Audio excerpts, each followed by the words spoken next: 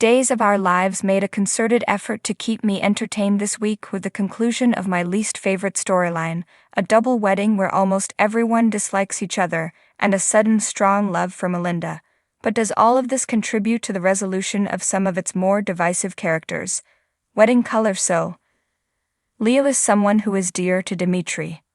With his breakdown while he was alone and not attempting to play an angle for anyone, we finally learned where his brain was at. That pair is so incredibly fun that I can't believe Leo is starting to grow on me. Even if he is the worst buddy there is. After the failure of the first wedding, Gwen's response to finding she was having a double wedding was priceless. I also recall how masterfully that incident was executed.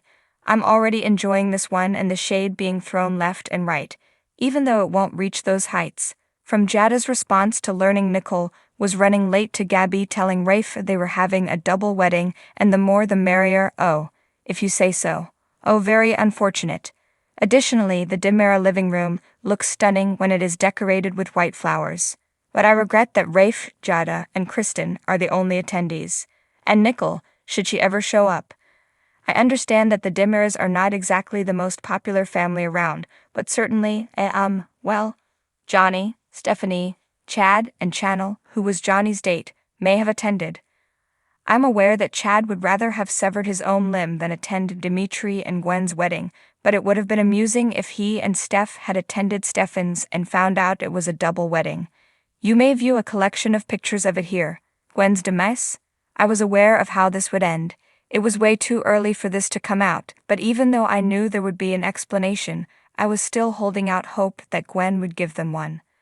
I'm still holding out hope that the three of them will join forces, but that moment has passed. That was wrecked by Gwen's long, tearful monologue to Leo about how she'd finally met someone who was all eyes.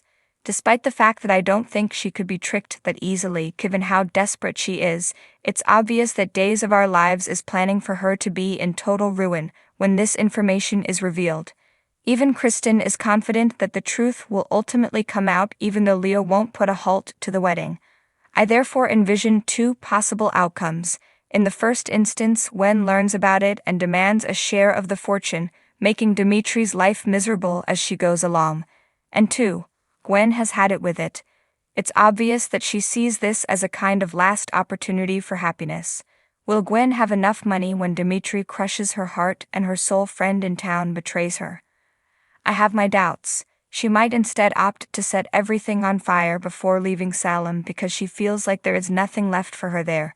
Ruin Leo's job at The Spectator, air everyone's dirty laundry, and send everyone out of Salem to start over somewhere else. Since she arrived, nothing has worked out, and because she has become so dependent on this love, there is nothing left for her. Gabby's departure from Stefan's marriage is inevitable, but what if both weddings result in the brides fleeing town? Back at home, anyone who has been around with me during the Whitley drama knows how I feel about it. Nonetheless, this week hit some good notes. Whitley's narrative veered off course, but I couldn't help but feel sorry for the woman because she was rocking herself while holding a plush kitten. As always, Marlena's compassion comes out on top in this situation. If the Keystone cops hadn't charged in and nearly botched the whole job, it would have virtually single-handedly saved the day. The good news is that Aid was saved, which brings me to the next scene that I adored. Aid's family gathered around him. The genuine emotion was when Lonnie went in the door to greet her dad, and I laughed when Polina pulled out an entire framed portrait from her purse. Although he didn't know her, he was certain that she was the one who had saved him, and their bond was evident in all situations. Polina made up the final component of this. She has been on edge for a very long time due to her panic episodes and nearly constant state of stress, and her ranting has been turned up and directed at almost everyone. To be pitiful or not, I still remember that time with Whitley in the police station. Polina was absolutely right in her wrath, her rage, and that smack. That being said, we're done, and I'm prepared to move past this and get away from the constant threats and lunatics. Learn how to hear. Thanks for watching this video. Please subscribe to our channel, Daily Bulletin News, and stay with us.